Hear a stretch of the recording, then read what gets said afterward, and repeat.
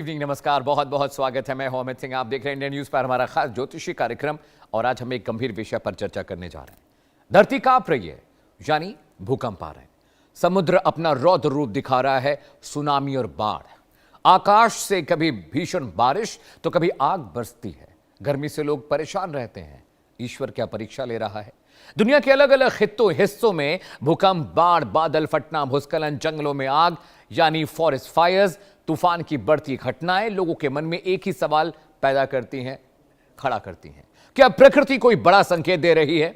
ज्योतिष और प्राचीन ग्रंथों में भी ऐसे वक्त का उल्लेख मिलता है जहां पंच महाभूतों यानी पृथ्वी, जल, अग्नि, वायु और आकाश का संतुलन बिगड़ने पर मानव जीवन कठिन दौर में प्रवेश करता है, गुजरता है।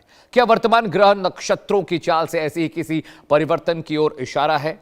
आशंका है कि आने वाले महीनों में प्राकृतिक आपदाओं का खतरा और बढ़ सकता है, या फिर यह केवल प्रकृति का सामान्य चक्र है जिसे हम असामान्य मान रहे हैं।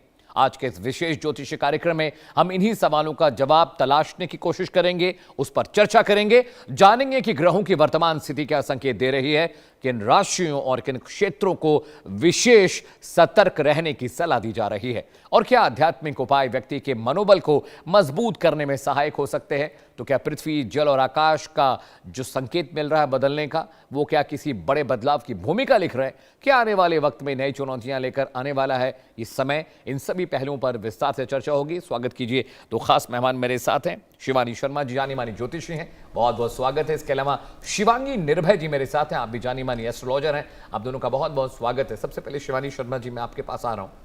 बिल्कुल। पृथ्वी, अग्नि, जल, आकाश, ये जो पंच तत्व जिससे हमारा शरीर बना हुआ है, और प्रकृति भी इन्हीं 5 तत्वों से मिलकर बनी हुई है।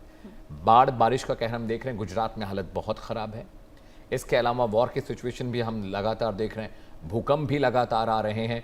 कुछ इलाकों में अभी भी 40-45 डिग्री तापमान है, जबकि ये जुलाई का महीना खत्म हो गया है, अगस्त आ गया है, बारिश होनी चाहिए, लेकिन ये पंचतत्व इम्बैलेंस हो गए हैं।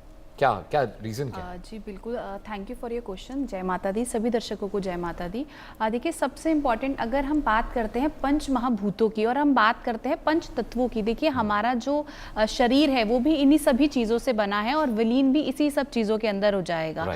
और अगर हम बात करते हैं ग्रह गोचर की, तो देखिए इस टाइम पे जो हम ग्रह दशा देख रहे हैं, ठीक है, वो इस टाइम पे बहुत अच्छी नहीं दिखाई दे रही है। मैं एक चीज़ आज मैं थोड़ा सा आंकलन कर रही थी, तो मैंने एक चीज़ देखी कि देखिए जब महाभारत का टाइम आया था, जब महाभारत युद्ध हुआ था, तब भी उस टाइम पे 4 ग्रहण पड़े थे और उस टाइम पर भी अधिक मास था। तो अगर हम 2026 की बात करते हैं तो ये समय भी वही समय कुछ कुछ दिखाई दे रहा है। तो हम देख ही रहे हैं कि देखिए कितनी ज्यादा जल प्रलय आ रही है। आप ही के मंच के माध्यम से मैंने बोला था कि हमारे लिए जो अगस्त का महीना रहेगा, अगस्त से लेकर सितंबर का जो मंथ रहेगा, इस पूरे मंथ में आप देखेंगे कि बहुत ज़्यादा असम की बात मैं बात करूँ साउथ के कुछ हिस्सों की, मैं बात करूँ बॉम्बे की, महाराष्ट्र की भी मैं बात करती हूँ, तो ये नासिक की मैं बात करूँ, तो ये सभी जो एरियाज़ हैं वहाँ पर जो आप देखेंगे जल प्रलय जैसी सिचुएशन बनती हुई दिखाई देगी। क्योंकि इस टाइम पर अगर हम ग्रहों को देखते हैं तो देखिए शनि इस टाइम पर मीन राशि के अंदर है और शनि की जो पोजिशन है वो बहुत ज़्यादा हम कहेंगे अच्छी नहीं है देश दुनिया के लिए, जिसकी वजह से बहुत सारी चीजें उथल पुथल आप देख रहे हैं ग्रहों की वजह से हो रही है।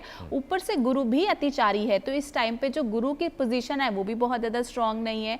और इस टाइम पे अगर हम चंद्रमा को देखते हैं तो चंद्रमा राहु के साथ बैठा हुआ है भारत की कुंडली के अंदर, तो ये सिचुएशन भी बहुत अच्छी नहीं है, ये अपने आप में एक ग्रहण दोष बनता है।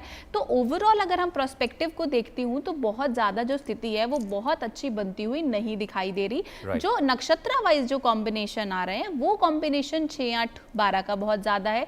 तो ऐसे में हम बोलेंगे कि हमें फाइनेंशियली जो ग्रोथ होनी चाहिए थी वो भी बहुत ज्यादा नहीं होगी। हम शेयर मार्केट को भी इस मंथ में नीचे आते हुए देखेंगे। हम जो कह सकते हैं कि देखिए ये जो सितंबर तक का ये जो पीरियड मुझे दिखाई देता है, जो मैं आंकलन कर पा रही हूँ, मतलब आप कह सकते हैं कि वो 12 अगस्त से लेकर हम कह सकते हैं 15 सितंबर तक का जो टाइम रहेगा उसमें बहुत ज्यादा विनाश होने के बहुत ज्यादा चीजें दिखाई देती हैं, चाहे वो जल से हो, चाहे वो भूस्खलन से हो, चाहे वो भूकंप जैसी सिचुएशन भी बनती हुई दिखाई दे रही है। और इसी के मध्यस्थ आप देखेंगे कि विश्व पटल पे बहुत बड़ा आप देखेंगे कि एक ऐसा हादसा होने के भी जो योग बनते हुए दिखाई दे रहे हैं, जिसमें कोई फ्लाईओवर से रिलेटेड हमें प्रॉब्लम आ जाना या कोई फ्लाईओवर गिर जाना या फ्लाईओवर से जुड़ी हुई कोई ना कोई आप देखेंगे दिक्कत परेशानी आपको देखने को मिलेगी। तो ये सभी चीजें जो हैं, अगर हम इन कड़ियों को धीरे धीरे जोड़ेंगे तो हम पाएंगे कि ये सभी चीजें हमें देखने को मिलेंगी। ठीक है शिवांगी जी, मैं आपके पास आ रहा हूँ। पंच तत्वों की हम बात करते हैं, लेकिन कभी कभी ग्रह क्या होते हैं कि जैसे अग्नि तत्व है, जल तत्व है, इन पर ग्रहों का भी बहुत असर होता है। आपकी कुंडली में जिस तरह के ग्रह बैठे हैं वो उन तत्वों पर भी बहुत असर डालते हैं। किसी का चंद्रमा खराब है तो जल तत्व की आप बात करती हैं, किसी का मंगल खराब है तो क्रोधी स्वभाव का होता है, ज़मीन से जुड़ा है मंगल। तो इन विषयों पर अगर बात करनी हो तो ग्रहों को किस तरह से साध सकता है आदमी कि इन पंच तत्वों का असर पॉजिटिव रहे, खराब ना पड़े जीवन पर? सबसे पहले इंडियन न्यूज़ के इस मंच को सभी दर्शकों को, अमित जी आपको, शिवानी जी आपको राधे राधे, प्रणाम, जय हिंद, जय भारत, सावन की हार्दिक शुभकामनाएं। यहाँ पर मैं एक चीज़ बताना चाहती हूँ कि अभी आपके सवाल से पहले एक बताऊंगी, ग्रह नक्षत्र जो गोचर चल रहे हैं वो सभी के जीवन पर प्रभाव डालेंगे, देश दुनिया पर भी डालेंगे, प्राकृतिक आपदाएं भी उस वजह से आएंगी और इंडिविजुअल किसी मानव के ऊपर भी पूरा पूरा प्रभाव रहेगा। क्योंकि चंद्रमा का सबसे ज़्यादा प्रभाव तो इंसान के ऊपर रहता ही है, चंद्रमा मन है और समुद्र में जब ज्वार भाटे आते हैं वो भी समुद्र चंद्रमा के हिसाब से ही आते हैं, उसके जो साइकिल रहता है उसी के अनुसार आते हैं। यहाँ पर अभी जो राहु हैं, राहु शतविसा से निकलकर धनिष्ठा नक्षत्र में गए हैं। धनिष्ठा नक्षत्र जो है मंगल का नक्षत्र है और अष्टवसु इसके देवता हैं। और अगर आप इसके साइन को देखेंगे तो वो डमरू, जो बाबा के हाथ में डमरू है, नाद है, उसका डमरू का साइन है और ये इन्फिनिटी के साइन को भी दिखाता है। और अगर हम देखेंगे ध्यान से तो डमरू की जब हम शेप बनाते हैं तो वो हमारे सतयुग से लेकर, त्रेता से लेकर, द्वापर से लेकर कलयुग तक आती है। इस तरीके का साइकिल है। तो ये एक साइकिल महापरिवर्तन की ओर इशारा कर रहा है। राहु जो मंगल के नक्षत्र में धनिष्ठा में गया है, अब मंगल का नक्षत्र है और राहु और मंगल का प्रभाव एक साथ हो गया। अब यहाँ पर मंगल जो है उनका जो गोचर होगा अगस्त माह में, तो वो भी हम देखेंगे मिथुन राशि में हो रहा है, बुध की राशि में। कन्या राशि में जा रहे हैं शुक्र नीचस्थ होकर, तो उसका भी प्रभाव रहेगा। और यहाँ राहु और शुक्र का जो है वो षडाष्टक योग बन रहा है। तो षडाष्टक योग छठी, आठवीं, 12वीं राशि जो हम कहते हैं, तो षडाष्टक योग बन रहा है। इसका हर इंसान के जीवन पर प्रभाव आने वाला है, देश दुनिया के ऊपर प्रभाव आने वाला है। क्योंकि राहु अब अपने घर से निकलकर, अपने शतविसा उसका स्वयं का नक्षत्र है, वहाँ से निकलकर मंगल के नक्षत्र में आ गया है। तो आप देखेंगे चाहे वो अग्निकांड की बात हो, चाहे वो भूस्खलन की बात हो, क्योंकि मंगल जो है भूमि पुत्र हैं, तो चाहे भूस्खलन की बात हो, चाहे प्राकृतिक आपदाओं की बात हो, ये होनी ही होनी है। और इंडिविजुअल किसी इंसान के ऊपर प्रभाव बताऊं तो राहु वो हैं, जब समुद्र मंथन श्रावण मास में ही हुआ था और इसी मास में राहु और केतु का जो अस्तित्व हम बात करते हैं वो आया था। और भगवान शिव ने ही उनको आशीर्वाद दिया था कि आप 7 ग्रह के साथ 2 ग्रह आप भी माने जाएंगे और कलयुग में आप राजा होंगे। भगवान शिव द्वारा राहु को ये वरदान मिला है। अब चूंकि राहु धनिष्ठा में आए हैं इसलिए ये सब बता रही हूँ। तो ये हर किसी के ऊपर अपना प्रभाव डालेंगे, हर इंसान के ऊपर अपना प्रभाव डालेंगे। इस टाइम पीरियड में जो मैं देख पा रही हूँ ग्रह नक्षत्रों का, क्योंकि सूर्य ग्रहण, चंद्र ग्रहण भी हैं आगे, सूर्य भी अपनी उच्च राशि जो स्वराशि होती है तो स्वराशि में आ रहे हैं, जो उनका गोचर है आगे सिंह राशि में आएंगे। तो यहाँ पर सूर्य, शनि और कहा जाता है ना राहु केतु, इनकी पोजीशन देखी जाती है किसी विनाश के लिए या किसी इंसान के अच्छा होगा या बुरा होगा चार्ट में उसके लिए। तो यहाँ पर इन सब ग्रहों की एक तरीके से कहीं ना कहीं ग्रह नक्षत्र परिवर्तन हो रहे हैं। शनि जो है वो रेवती नक्षत्र में है, वापस से फिर वो सितंबर में आएंगे। तो अभी इन शॉर्ट अगर मैं कहूँ तो अगस्त से लेकर या सावन माह की बात करूँ, सावन और भाद्रपद वो 2 महीने होंगे जब आप प्राकृतिक आपदाएं बहुत देखेंगे। और इंसान जो हैं उनके इंडिविजुअल भी, यहाँ वो मिथुन राशि, तुला राशि, मेष राशि और कुंभ राशि, ये 4 राशियाँ वो राशियाँ हो सकती हैं जिनको आप देखेंगे कि बहुत सारे फायदे मिलेंगे। और अगर मैं सेक्टर की बात भी करूँ तो मुझे आईटी सेक्टर या टेलीकॉम सेक्टर, क्योंकि यहाँ पर बुध का प्रभाव देखा मैंने, यहाँ पर शनि का प्रभाव देखा, तो यहाँ पर उन प्रभावों के हिसाब से मैं बता रही हूँ ये सेक्टर थोड़ा सा बूम कर सकते हैं। लेकिन फिर से वापस उसी पॉइंट पे आती हूँ, किसी इंसान के जीवन पर अभी ये 2 महीने नॉर्मल, वैसे भी आयुर्वेद में कहा गया है ये 2 महीने वैसे भी ध्यान रखने की जरूरत होती है स्वास्थ्य की दृष्टि से, क्योंकि इस टाइम पर कफ हो या बात हो या पित्त हो, सारे विकार आपके अपान वायु, उदान वायु, जो हमारी वायु है अंदर, वो भी सब डिस्टर्ब होती हैं। तो इस टाइम पर सबके लिए एक सजेशन भी है कि आप प्राणायाम कीजिएगा, आप योग कीजिएगा, आप रेमेडीज कीजिएगा, क्योंकि ये वो टाइम है जब समय अच्छा नहीं होता है। तो आपको उसको अपनी रेमेडीज के द्वारा या उपचार के द्वारा, जिसको हम हीलिंग कहते हैं, उसके द्वारा आराम से निकालना होता है। तो ये आपदाओं की अगर मैं वापस से उसी पॉइंट पे आ रही हूँ, आपदाओं की बात करूँ तो मुझे अभी ये अगस्त में और सितंबर में ये आपदाएं 15 सितंबर तक होती हुई बहुत दिखाई दे रही हैं, क्योंकि 15 सितंबर तक बहुत सारे ग्रह जो हैं, चाहे वो मंगल की बात हो या फिर शनि का परिवर्तन दोबारा से जब होगा नक्षत्र परिवर्तन, तो वो भी सितंबर में जा रहा है। तो मुझे ये सितंबर तक जाती हुई आपदाएं बहुत दिखाई दे रही हैं अमित जी।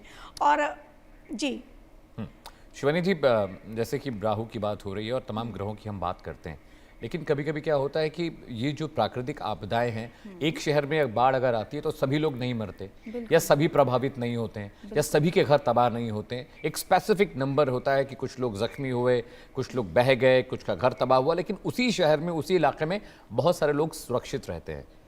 तो ये विनाश के जो संकेत हमें मिलते रहते हैं, पृथ्वी, जल और आकाश जो तत्व हैं, इनको अगर कोई बच जाता है या कोई शहर, कोई खित्ता, कोई पार्ट वर्ल्ड का बचता है, तो ऐसा क्यों होता है? क्योंकि हम तो जल तत्व से घिरे हुए हैं, समंदर चारों तरफ हमारे है। तो चंद्रमा भारत के लिहाज से ठीक नहीं है क्या कि जो बाढ़ और बारिश का कहर अक्सर हर साल देखने को मिलता है? जी बिल्कुल, देखिए सबसे इम्पॉर्टेंट अगर हम बात करते हैं, पहले आपके सवाल पे आती हूँ कि कुछ लोग बच जाते हैं, मतलब कुछ लोग, आप मतलब देखो एक एक्सीडेंट हुआ, अगर हम प्लेन एक्सीडेंट की बात करें तो सारे लोग चले गए, सिर्फ एक ही व्यक्ति बचा। तो ऐसा क्या रीज़न था कि उसके भाग्य में कुछ तो प्रबल रही होंगी चीज़ें, या फिर उसके जीवन में अभी बहुत सारे आयाम ऐसे बहुत सारे थे जो उसको भोगने बचे हुए थे, भगवान को अभी उसकी ज़रूरत नहीं थी। तो कह सकते हैं ना कि कहीं पर कोई चीज़ प्रॉब्लम आ रही है लेकिन आप उस प्रॉब्लम से बच रहे हो। तो सबसे इंपॉर्टेंट है कि आपका इस टाइम पे, अगर हम ग्रहों की बात करें, हम दशा भुक्ति अंतरा की बात करें, तो आपका जो डीबी है वो बहुत स्ट्रांग है। देखिए आप, अगर हम पूरे ग्लोबल की बात करते हैं तो हम गोचर की बात करते हैं, लेकिन गोचर भी आपको तभी प्रभावित करता है अगर आपकी खुद की पर्सनल की कुंडली बहुत स्ट्रांग है। मान लीजिए कि अगर आपकी दशा बहुत अच्छी चल रही है, इस टाइम पे ग्रह आपको प्रॉमिस कर रहे हैं कि कोई डूबे तो डूबे लेकिन तुम नहीं डूबोगे, तो डेफिनेटली आप बचेंगे। सेकंड, आपके कुछ संचित कर्म भी हम कहेंगे, क्योंकि देखिए हर इंसान वही कर्म भोग रहा है जो उसने पिछले जन्म में किए थे।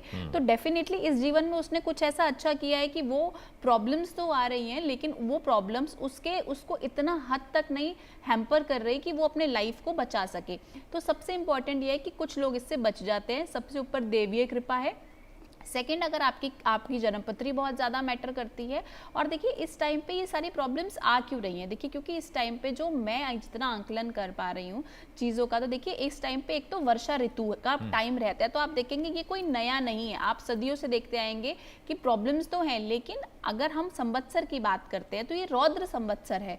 तो इस टाइम पे आपको प्रकृति का थोड़ा सा रौद्र रूप देखना ही पड़ेगा। सेकंड, इस टाइम पे राहु के साथ चंद्रमा है, जैसा अभी मेरी पैनलिस्ट शिवांगी जी ने भी बताया कि जो नक्षत्र पड़ रहे हैं वो बहुत ज्यादा, जो कॉम्बिनेशंस आ रहे हैं वो स्ट्रॉन्ग नहीं है। अगर हम बात करते हैं मेदिनी ज्योतिष की, तो उस पॉइंट से बहुत चीजें स्ट्रॉन्ग नहीं दिख रही, तो जिसकी वजह से आप देखिए सभी को इसकी प्रॉब्लम आ रही है। असम में अभी आप देखिए कितने लोगों की जान जा चुकी है और कितने घर तबाह हो गए, तो किस स्पेसिफिक जिला ही तो आप हैम्पर हो रहा है, पूरा असम तो नहीं हुआ। तो कहीं कहीं हम ये कह सकते हैं कि जो सिचुएशन बनती हुई दिखाई दे रही है वो बहुत अच्छी नहीं दिखाई दे रही है।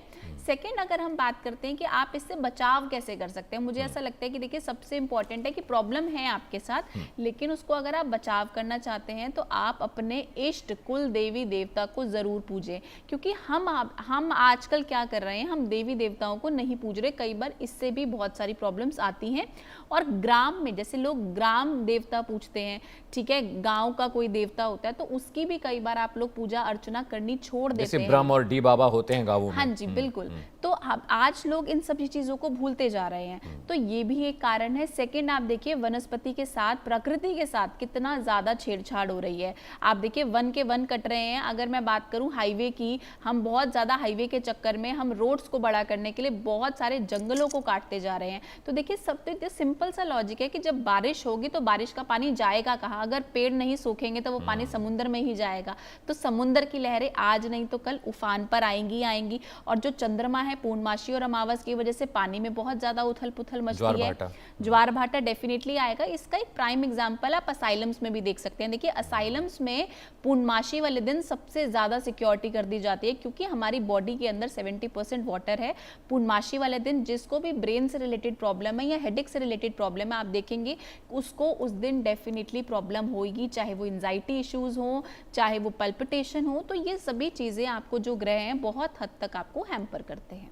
शिवांगी जी, मेरे दो सवाल है, मैं आपके पास आ रहा हूँ। पहला तो ये, क्या पंचमहाभूतों का संतुलन बिगड़ गया है, चाहे वो मैनमेड हो या हमने, जनता ने, पब्लिक ने कर दिया है, या एक चक्र है कि ये चीज़ें होती। दूसरा, बहुत सारे लोगों को अपने कुल देवता के बारे में नहीं पता है। हम शहरों में रहते हैं, हमारे जो बुजुर्ग हैं उनका निधन हो चुका है, हमारे माता पिता मॉडर्न पढ़ाई लिखाई वाले लोग थे तो उनको भी नहीं पता। लेकिन अगर किसी को सच में अपने पितृ देवता को पूजना है या अपने, जिसको बोलते हैं कि जैसे ग्राम देवता है, नहीं पता है, तो कुल देवता कुल देवी की पूजा कैसे करें? और क्या ये पंचतत्व जो इम्बैलेंस है, ये क्या चक्र है प्रकृति का, ये होता रहता है या कलयुग में ज़्यादा दिक्कत है?